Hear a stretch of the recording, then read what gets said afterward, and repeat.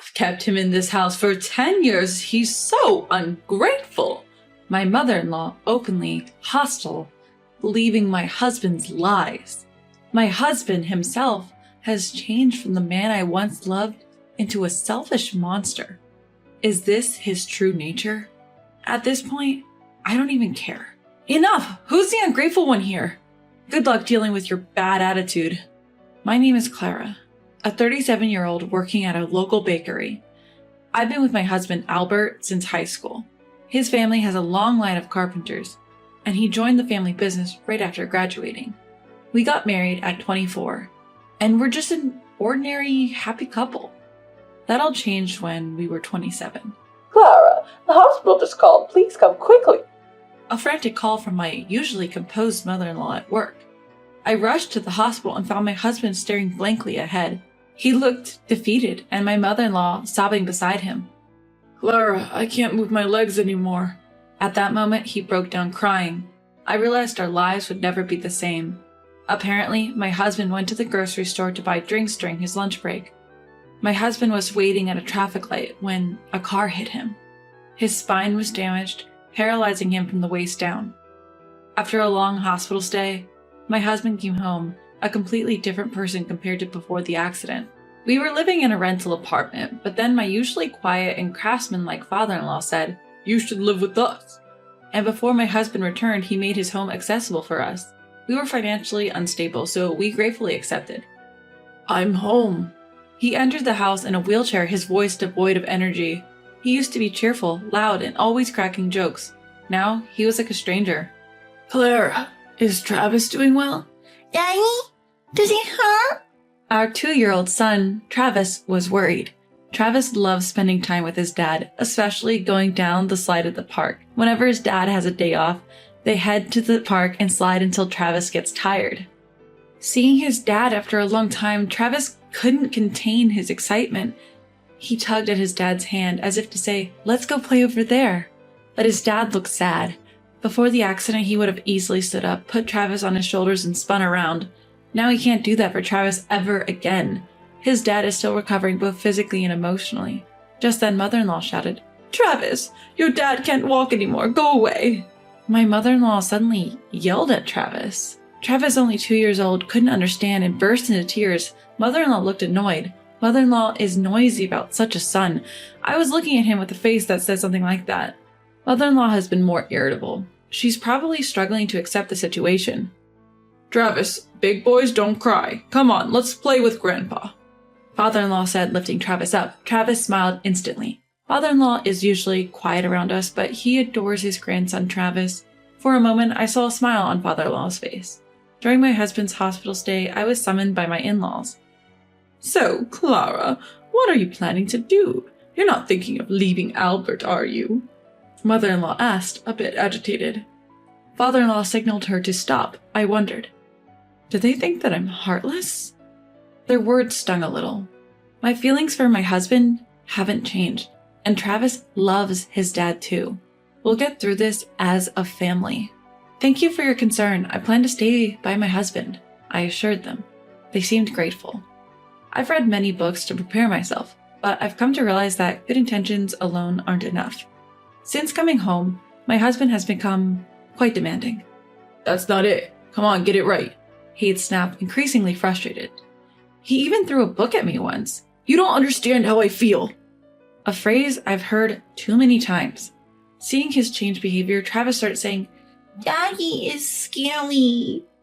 My son started saying things like that. However, in front of the helpers and friends who come to visit him, he is a bright husband like before. "Well, I guess I'll just take it easy from now on," he'd joke, and I felt a sense of nostalgia. "Hey, Clara, come here." When my husband calls me in that urgent tone, it's usually about his bathroom needs. I was busy feeding Travis and couldn't leave. "I'm sorry, mother-in-law, I can't step away right now. Could you please help Albert?"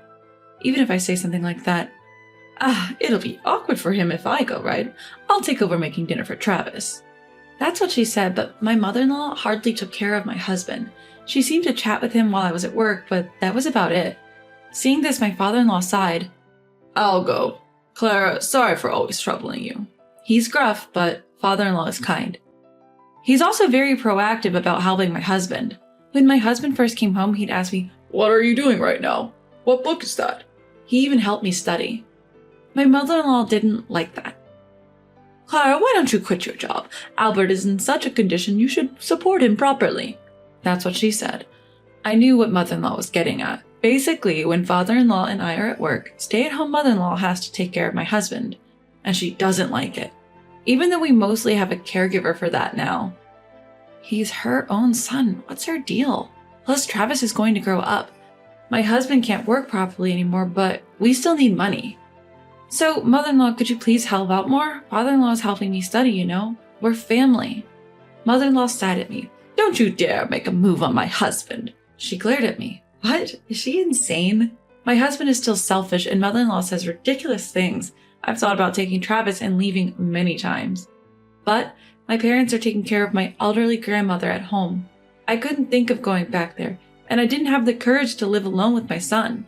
Clara, you've aged. Time flies, and it's been 10 years since my husband had his accident. I'm still working at the bakery. I'm now 37, and Travis is in 6th grade.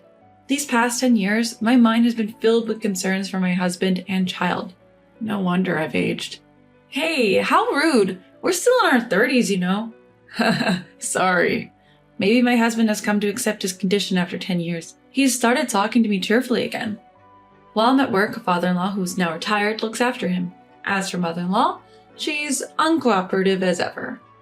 And lately, for some reason, she's started ignoring me. But I can't think of why she'd treat me like this. Recently, my husband found a new hobby. He started playing basketball at a nearby gym with people in similar situations about 3 times a month. It seems to be a lot of fun, and I'm really grateful to the friend who introduced him to it. "Travis, you want to come too? Basketball is fun." When I tried to talk to our son Travis, he brushed me off saying, "I'm more into baseball, you know." Our relationship had grown distant. Travis, who once adored his dad, now saw him mostly as an angry figure. My husband didn't think he was the problem. "Isn't he a bit young to be in his rebellious phase?" he'd joke, leaving me with no choice but to sigh. Out of the blue, I got a call from my mom back home. "Hello, Mom, it's been a while." What? My elderly grandmother had passed away. She had been suffering from dementia and had been in a care facility for years. She caught a cold, which turned into pneumonia. I was told she looked peaceful when she passed, surrounded by family. That gave me some comfort. Only Travis and I attended the funeral. My parents live in the next town over, a good drive away. My husband stayed with his parents, so Travis and I took the opportunity to visit my family home. Seeing my parents again, they had aged significantly. Well, I guess I've aged too, I thought. How's Albert doing? Are you getting along with his parents? My mom asked, looking concerned. I felt like crying just looking at her. Meanwhile, Travis was happily playing video games with his cousins. I hadn't seen him smile like that in a long time. Well, his dad's fine, his mom not so much, I said, forcing a smile. My parents reassured me. You can always come back home. Knowing I had a place to return to made me feel stronger. Coming back from a quick grocery run, I find my son standing in front of my husband's room. "What are you up to?" I'm about to ask, but he puts his finger to his lips, signaling me to be quiet. Inside, I hear my mother-in-law's angry voice, and my husband trying to calm her down. I know eavesdropping is wrong, but I can't help but listen, and what I hear is shocking. "Hey, Clara, when are you getting back home? Get back here now." A few days later, my husband calls, clearly frustrated that my son and I haven't returned. After overhearing that conversation between my husband and his mom, we left his parents' house immediately. We went straight back to my parents' house. When I told them what happened, they welcomed us with open arms, though visibly concerned. "I'm not going back there. I'm a burden, right? I'll give you the divorce you want." My husband snaps, "What are you talking about? Just come back. We need to talk." He hangs up abruptly. My parents, who were listening nearby, look worried. My dad stands up and says, "Let's go." We leave my son Travis with relatives and head back to my in-law's house. Travis, sensing the tension, tells me, "Mom, don't back down." I'm touched by his courage. They better be ready for me. "We're back." Hearing this, my irate mother-in-law storms out to greet us. What's the meaning of this? Oh, Clara's parents. What brings you here today?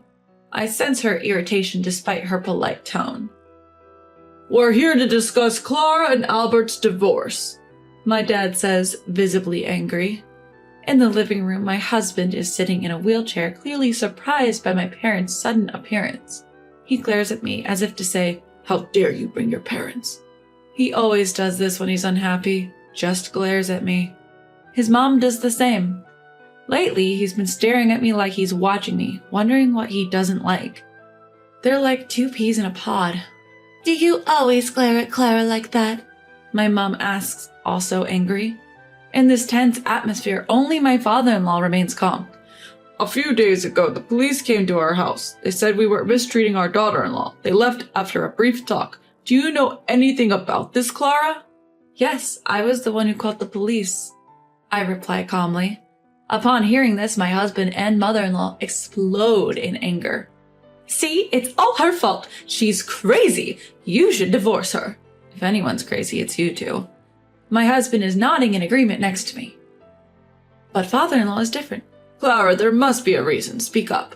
He says this in a gentle voice. A few days ago, I came back here. Albert and the others didn't seem to notice, but what I heard was so horrifying. I realized I can't live with them anymore. Father-in-law wasn't home at the time. He looked puzzled, but these two are different. Their faces have turned pale. Do they recognize themselves? What are you talking about? Are you okay? My husband looks at me with a smug face, probably thinking I have no evidence. But my son Travis was quite vigilant. Do you want to see a video? Travis recorded this. I play a video. In it, my husband claims that I've been having an affair for years. After that, I'm plotting to take over the house. He says he's told me multiple times he wants a divorce so he can remarry someone he met through basketball. Mother-in-law is furious after hearing this. Divorce her immediately. She's even flirting with your father. I won't forgive her this time. But mother-in-law wants to keep Travis as the heir. The balcony on the second floor. The floor is old, about to give way. Can't we use that to get rid of Clara? Mother-in-law grins as she says this. That's going too far. But if she gets injured, maybe she'll understand how I feel. That's what they said. The video ends and I quietly put away my phone. Of course, I've never had an affair, and this is the first I've heard that my husband has met someone through basketball. I felt my life was in danger, so I reported to the police. That's all there is to it. But the police only said they'd listen to my story. My husband and mother-in-law are silent, their faces pale. Father-in-law looks angrier than ever. What is this? Are you both idiots? I thought I was the fool. Thank you, father-in-law, for always being there. I genuinely felt that way. Despite all this, mother-in-law starts talking nonsense about how parents should let their children be with the ones they truly love. Realizing that staying here would be pointless, my son and I start to pack up to leave. Can you believe her? After letting her stay in our home for 10 years, she's so ungrateful. My mother-in-law glared at me as she usually did and said that. In response, my dad said, I've heard a lot about you from my daughter, but this is the first time I've talked to someone and been so uncomfortable. In response, my dad calmly said, My mother-in-law kept muttering, but wouldn't stop bad-mouthing me. Fed up, I finally snapped, Enough! Who's the ungrateful one here? Good luck with your miserable life, you nasty woman. I left their house with my parents. After that, my husband and I got divorced. Some people who didn't know the full story called me a heartless wife, but I told the truth to my close friends. Word seemed to spread among my ex-husband's friends, and now hardly anyone visits him. I don't know if that's the reason, but after a while, my ex-husband and his mother started reaching out. I never picked up the phone. When they realized I wasn't answering, they started sending a barrage of messages, all strangely pleading for reconciliation. Funny enough, all the messages were about wanting to get back together. Didn't he say he found someone better? Reading his words like, I took you for granted. Now that you're gone, I realize your worth. I thought, realizing it now? Too little, too late. I told my ex-husband, if you keep contacting me unnecessarily, I'll go to the police. And after that, the messages stopped cold. I moved back to my parents' home in the next town over and opened a bakery in a nearby vacant shop. The only employees are me and my parents. My son Travis helps out with cleaning the shop now and then. Travis started middle school this spring and seems to have made a lot of new friends. He's also fully committed to his baseball club activities. Though the bakery was just a hobby at first, thankfully it's gaining a good reputation and we're getting more new customers lately. Welcome. Oh, it's you, father-in-law. My former father-in-law visits the shop a few times a month to buy bread. From what I heard, his son's feelings were one-sided. He was so persistent that he even got banned from playing basketball, which he used to enjoy. Honestly, serves him right. My former father-in-law had said he'd take care of his son. I don't care about you. Do as you please. But he coldly told my former mother-in-law. That seemed to have shaken her, and now she's actively taking care of her son, which made me chuckle. There are some financial worries, but with my parents' support, we're managing. I'm home. Oh, Grandpa's here. Play catch with me. You've grown again, haven't you, Travis? Your grandpa used to be the ace of his middle school baseball team. Bring it on. Watching their heartwarming conversation, I strongly vowed to make the most of my new life together with my precious family.